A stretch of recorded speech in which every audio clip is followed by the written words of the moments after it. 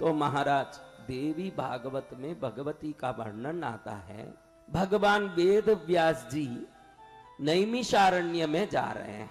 नैमिषारण्य में वेद व्यास जी का पदार्पण हुआ तो नैमिषारण्य में वेद व्यास जी देखते हैं भगवान कि वहां ब्राह्मणों की ऋषि मुनियों की बहुत बड़ी सभा लगी है।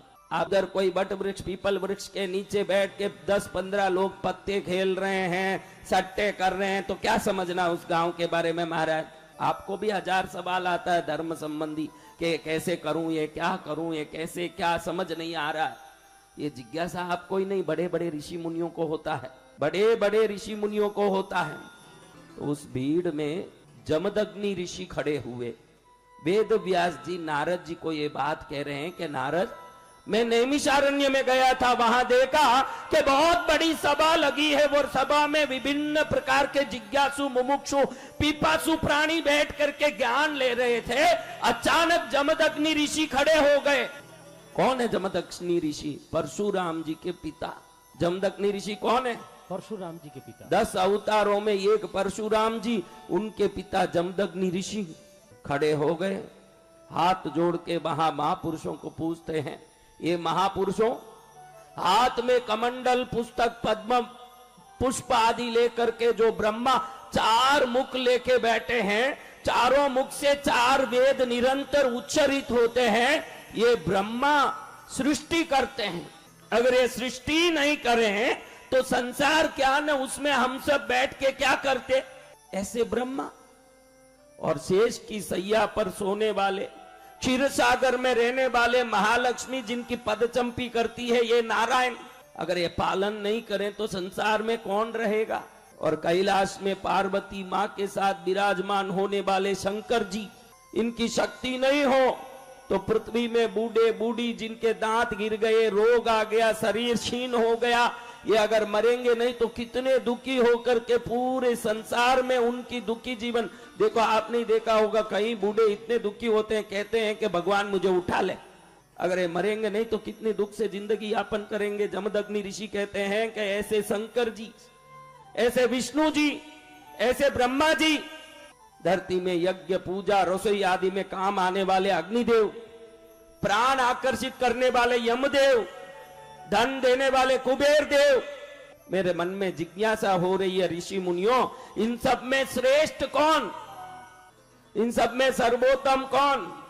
आप बोलो कौन सर्वोत्तम? आपको पूछता हूं मैं, मेरे को भी जिज्ञासा हो रही है। आप सब ज्ञानी गुणी की सभा लेके आए हो, बोलो कौन है सर्वोत्तम? तो जिनके शरीर में रोम रोम भरे हैं, ऐसे लोमश मुनि खड़े हुए उस समय जवाब देने, हे जमदग्नि ऋषि, हे रेणुका के पति, हे परशुराम के पिता,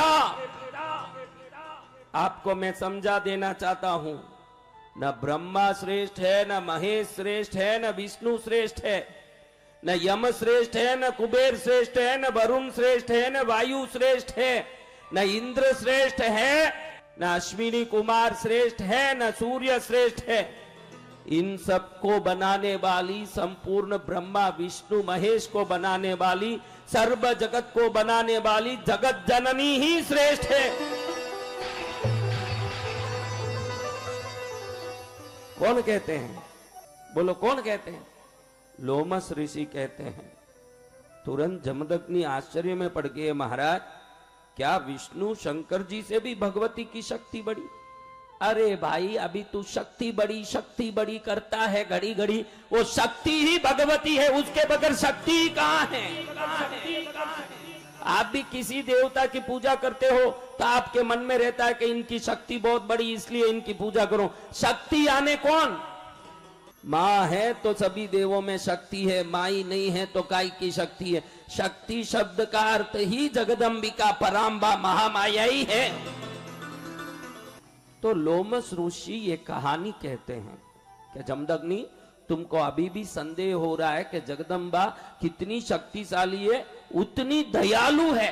देखो किसी किसी के पास बहुत शक्ति है भाई। देखो एक आदमी इस मैयर में है, 1000 करोड़ लेके बैठा है, लेकिन भोजन कर रहा है, उधर कौवा आके बैठा तो हाथ से कौवे को उड़ाऊंगा तो 2 दाना अन्न गिर जाएगा, इसलिए कौवे भी उड़ाए बगैर मुंह नीचे करके बैठा है। ऐसा कंजूस जो घर में कोई आ जाए तो उनको भगा दें कि भाई 2 रोटी नहीं, यहां से जा। इसके पास 1000 करोड़ हो तो भी क्या आप इसकी तारीफ करोगे?